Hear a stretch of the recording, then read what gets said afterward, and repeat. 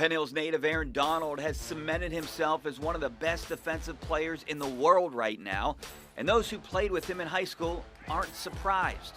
We seen it day one with us when he came up as a sophomore. Yep. Came on day one. He went down there with Coach Gibbs. Coach Gibbs came back after individual, was like, we got a D tackle, you know what I mean, and threw him right in the mix, you know what I mean? It was instant. It's definitely not shocking, you know, consider how good of a player he was, how different he was. It's not too surprising that he is where he's at in his career. During his time in red and gold, Donald was a game wrecker.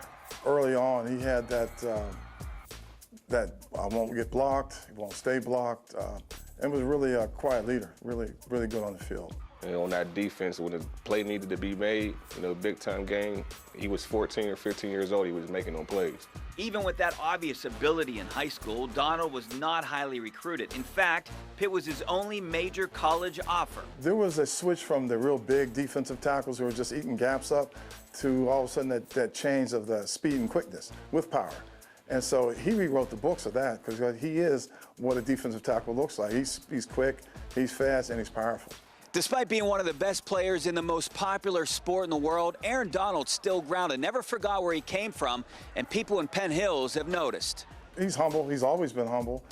He comes up, he does his youth camp up here. He's real interactive with the kids and the families.